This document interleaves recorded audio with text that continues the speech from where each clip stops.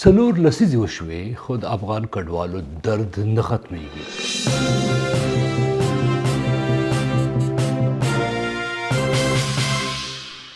هر ځل چې کابل د اسلام آباد له فرمایش انکاري شوی دی، د پاکستان لارې کوڅې، بازارونه، بندیخانې د افغان کډوالو د بې ابرې کېدلو مرکزونه جوړ شوي دي.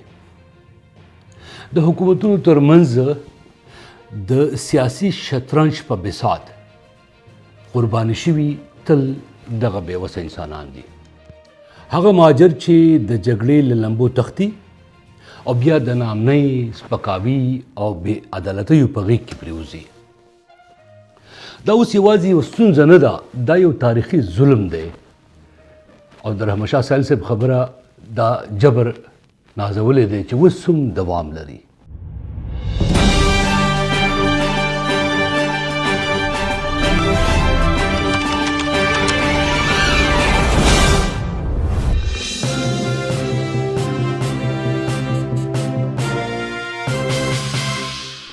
په تېرو 20 کلونو کې ما په لسګونو وارې داسې ریپورټونه جوړ کړل چې په پاکستان کې افغان کډوال ونیول شول، بې ابرو شول او بیرته ورولېږل شول. په دې خبرونو کې یو خبره ډیره غیر معمولي او شریکه ده، او هغه دا ده چې کله هم په کابل کې د اسلام آباد کوم فرمایش ته ناویل شوي دي، یعنی اسلام آباد له کابل څخه غوښتي دي او هغه ورته انکار کړی دی یا په جزوي توګه انکار کړی دی، نو بیا ناڅاپه د کډوالو خلاف پاکستانیان کوتکونه راخلي.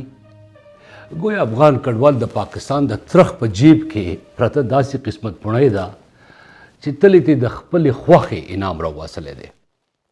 دا ځل هم پاکستاني چارواکو د افغان کډوالو په زوره د ایستلو په وخت حیرانوونکې سرغړونې کړي دي. دغه سرغړونو کې د دوی سره ناروا چلند شوی دی، په ناقانونه توګه نیول شوي دي او د دوی شخصي ملکیتونه ویجاړ شوي دي یا لوټ مار ورسره شوی دی. په مطبوعاتو کې به تاسو کتلي وي چې په لاهور کې ځای په ځای دا هو ملکیتونه چې دي هغه لوټل کېږي او بیا له دوی څخه پیسې هم اخیستل شوي دي. دا هغه ټکي چې زه نه وایم، بلکې دا ټکي تاسو کتی شئ په مطبوعاتو کې چې د ملګرو ملتونو د بشري حقوقو لوی کمشنر ولکر تورک وایي په دغه معامله سخت اندېښمن دی. هغه هم دا فکرمندي ښودلې ده چې دا ډول چلند د نړیوالو قوانینو په ځانګړي ډول د یو ټکی د استعمالي نان ریفالمنټ، یعنې دا د هغې خلاف ورزي ده. نان ریفالمنټ څه ته وایي؟ یعنې د کډوالو یا پناه غوښتونکو په جبري توګه بیرته ستنول هغه هیواد ته یا سیمې ته چې دوی پکې یا خو نیول کېدی شي یا د نورو سختو انساني حقونو د سرغړونې سره مخ کېدی شي او دا قوي خطر هغو ته هلته موجود وي. نو ترک وایي پاکستان ته چې د کډوالو د ستنولو پروسه دې سم د ټکه وځنډوي او بیا دغه خبرونه چې سرغړونې پکې شوي دي د دې پلټنې وشي. اوس راځئ د دې تصویر هر اړخ وګورو. پاکستان کې څه کېږي او بیا په تېرو 20 کلونو کې له ښاغلي کرزي ونیسه، له ښاغلي غني څخه تر پورې او بیا تر طالبانو پورې چا څه کړي دي. راځئ په لومړي ځل پوره قصه واورو. هم دا زه فکر کوم چې زړور جرنالیزم دی او دا د دې تقاضا ده او هم زه دې ته آرویزم وایم. نننی بیکاسټ هم دغه پیچلې موضوع هر اړخیز تحلیل وړاندې کوي.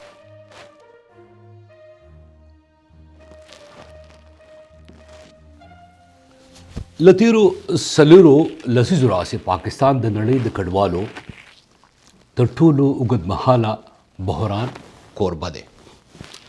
د شوروي یرغل، کورنیو جګړو، طالبانو او اوس بیا د طالبانو دویم ځل واک ته رسېدو په وجه په میلیونو افغانان پاکستان ته مهاجر شول او دا کډوال اوس د سیاسي فشار، اقتصادي ستونزو، قانوني او ټولنیز نابرابرۍ ښکار دي. که لږ تاریخي شالید ته لاړ شو نو په 1981 کې د شوروي اتحاد د یرغل وروسته پاکستان ته د افغان کډوالو لومړی لویه څپه تللې وه او هم دغه سره سم د امریکا، سعودي عرب او بیا د نورو لویدیځو هیوادونو څخه پاکستان ته د ډالرو د کندوانو موره خلاصه شوې وه. دغه کډوالو ته نږدې 11 یعنی تر 1910 پورې د افغان جهاد د اسلامي ورورولۍ چتر لاندې د مجاهدینو په سترګه کتل کېدل. پاکستانیانو په دغه وخت کې ځانونه د مدینې د انصارو سره تشبیه کول. ما ته د کراچۍ د بینوري ټاون د مدرسې نه ونیسه تر د صدر بازاره او بیا د برنس روډ له چاپخانو واخله تر د ډیفینس د علیشانه بنگلو پورې په دیوالونو د افغان مجاهدینو قد عدم تصویرونه اوس هم یاد دي. جنرال حمید ګل صاحب چې زیاتره افغانان یې پیژني، ما په یو اخبار کې کار کوم، د هغې نوم روشن پاکستان زه د هغې مدیر وم او په چکلاله کې ورسره ما یو مرکه کړې وه. په هغې مرکه کې ما ته ویلي وو وایي دا د اسلام عظیم ضامن د پاکستان د حفاظت فولادي دیوالونه دي. پاکستان ته بیا د کډوالۍ دویمه څپه په 1996 کې د طالبانو د واکمنۍ په وخت شروع شوه.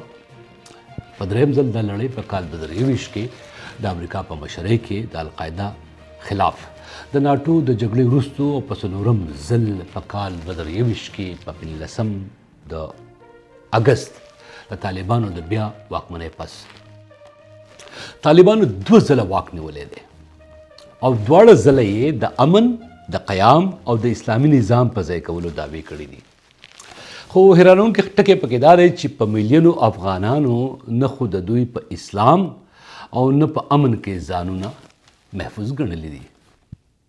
ځینې مبصرین وایي اروپایي هیوادونو که ویزې ورکول شروع کړل نو په کندهار کې به بیا د محترم ملا هیبت الله خزاده صاحب او د هغه د یو څو وفادارو محافظونو پرته یو تن هم پاتې نه وي.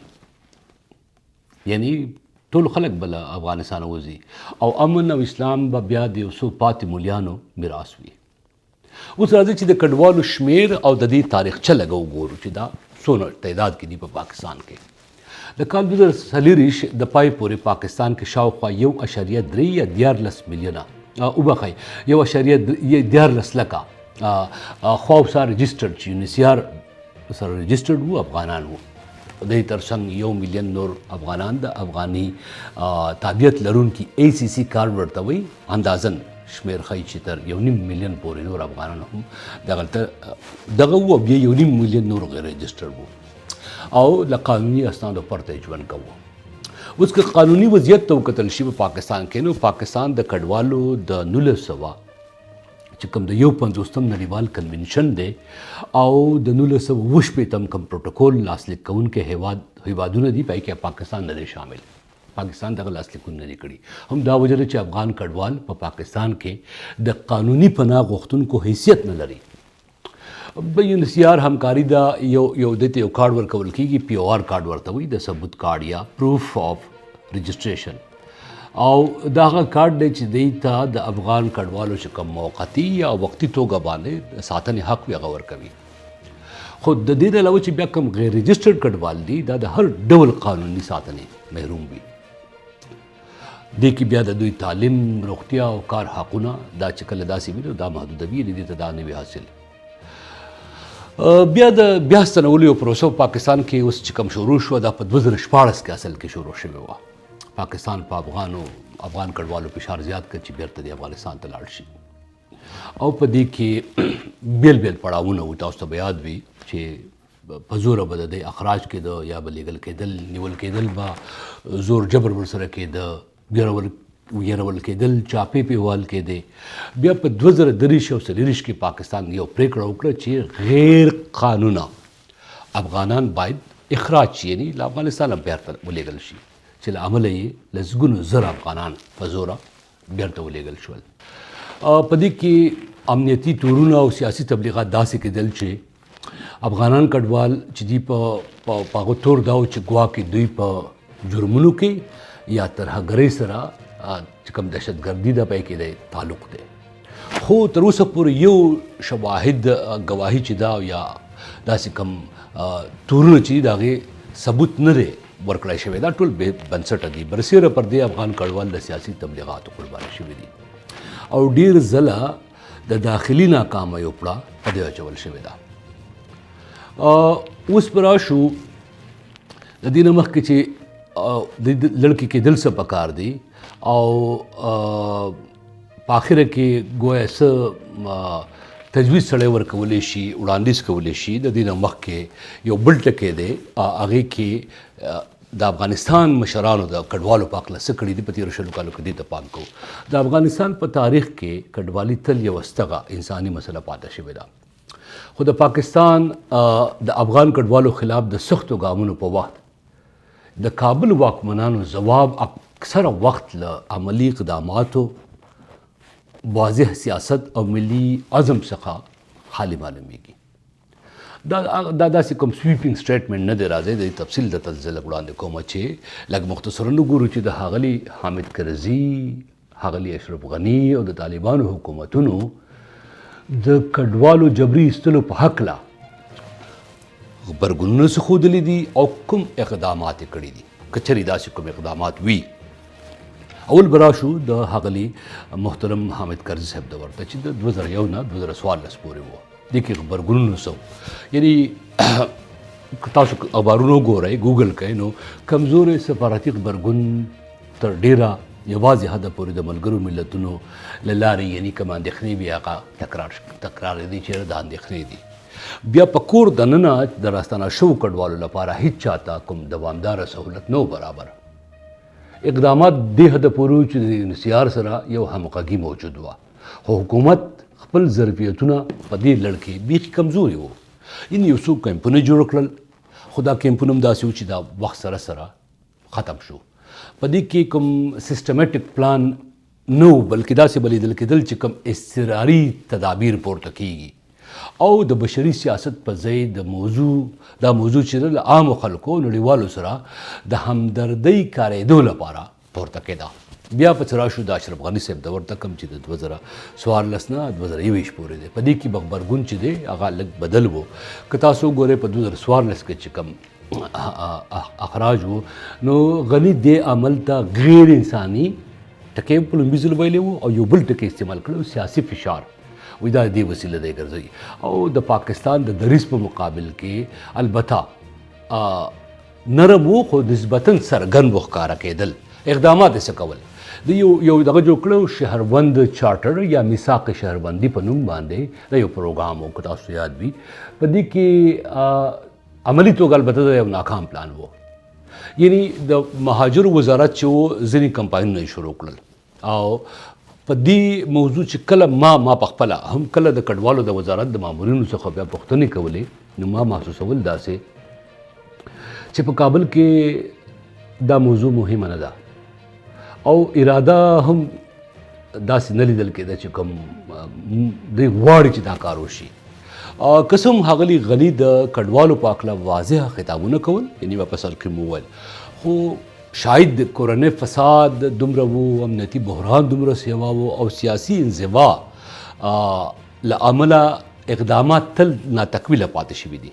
نو د طالبانو حکومت ته راشو دې ته د 2021 نه تر اوسه پورې چې کوم غبرګونونه دي په دې کې د 2023 او 2024 کې چې کوم جبري له پاکستان خلک ویستل کېدل نو د طالبانو ځینې مشرانو دې کار ته غیر اسلامي کار وویله. تاسو ته به یاد وي د مولا یعقوب صاحب بیان او داسې نورو د نړیوالو لروري د همدردۍ حاصلولو هڅې وشوې. اقدامات پکې څه د کډوالو لپاره د فقط یو ارضي خیمې او کیمپونه جوړ کړل. تاسو ته به یاد وي چې د خیمو کې بیا د طالبانو چې کوم ډنډورچیان وو په سوشل میډیا باندې نو دغه خیمو داسې پرچار یې کوو گویا دوی کوم محلونه آباد کړي دي. البته ځینو په دغه کډوالو باندې بیا رشخندونه هم وهل ملنډې هم پورې کولې. یعنی یو ټکی تاسو په سوشل میډیا وګورئ چې داسې به ورته چې لکه ګورئ پام کوه چې ګورئ جي ټکی به نه وایې او طالبان له یوې خوا نړیوال مشروعیت نه لري. اوس مسله دا ده او بلې خوا د دې کمزورې حکومت دی نو دی نشي کولی چې د کډوالو خیال وساتي. بس یو څه تبلیغاتي غبرګونونه وښیي هغه هم تر ډېره حده ارزښت یا د بنسټیز حل لپاره نه وي په غور ورته وګورئ او که دا وایي چې درې واړه حکومتونو د کډوالو ایستلو په معامله کې دا یا بې تفاوته پاتې شوي دي یا یې تشریفاتي غبرګونونه ښودلي دي نو بده به نه وي. یعنی اکثره اقدامات په دې درې واړو وختونو کې اضطراري وو، لنډمهاله وو، بنسټیزې سټراټیژۍ لکه د کډوالو قانون، د شمولیت میکانیزم یعنی دی په معاشره کې څنګه ور شامل کړی شي یا په اقتصادي نظام کې څنګه ورګډ کړی شي، داسې هیڅ قسمه یوه منصوبه هم تر اوسه پورې څوک نشي ښودی چې د جوړه کړې وي. اوس آیا دا سوال جایز دی؟ یعنی سوال به په دې ځای کې وکړو، پوښتنه به وکړو چې د کډوالو لپاره په کابل کې دایمي پالیسي ولې نه ده جوړه شوې؟ یوه داسې پالیسي، یوه داسې تګلاره چې د قانون سرشمېرنې او خدماتو یو پراخ میکانیزم ولري. آیا یو بل سوال، آیا دا سوال هم مناسب دی؟ یعنی یو بله پوښتنه چې د ستانه شوو کډوالو د اقتصادي ادغام لپاره، د ورګډولو لپاره پروژې لکه د کار، روزنه، د کور جوړونې سکیمونه او د ځمکو ورکول وغیره ولې د کابل د واکمنانو په ترجیحاتو کې تر اوسه پورې نشته دی؟ اوس ماهرانو سره چې کله موږ خبرې کوو دا مسله داسې حل کېدی شي چې د کډوالو لپاره دایمي پالیسي جوړه کړی شي چې د قانوني کاغذاتو علاوه سرشمېرنه پکې شامل وي او د خدماتو یو پراخ میکانیزم پکې موجود وي. بله دا چې د راستانه شوو کډوالو لپاره د اقتصادي ادغام پروژې تیارې کړی شي لکه د کار، روزنې، د کور جوړونې سکیمونه او ځمکه ورکول وغیره وغیره. د دې علاوه د کډوالو د موضوع د نړیوالې ایجنډې برخه وګرځول شي په افغانستان کې تر څو نړیوال فشار چې دی هغه پاکستان زیات شي. او څلورم ټکی دا دی چې د سیمه ییزو چارواکو صلاحیت زیات کړی شي تر څو چې کوم راستانه شوي کډوال دي د دې ستونزې زر ته زر حل کړی شي او بیا ورسره د همغږۍ یو مستقل دفتر جوړ شي چې د مهاجرت، سرحد، کار او نړیوالو اړیکو وزارتونو ترمنځ دی کار کوي. دا هغه خبرې دي نړیوالو تر مخه که چېرې په کابل کې په دې باندې ګامونه واخیستل شي، سنجیده غور ورته وکړی شي، مستقل مزاجۍ سره دا کار وشي، نو دا پاکستان کې د 20 میلیونو افغانانو کډوالو ستونزه چې دا مستقل حل کېدی شي. دا بی کاسټ و. زه رحمان بندره یم.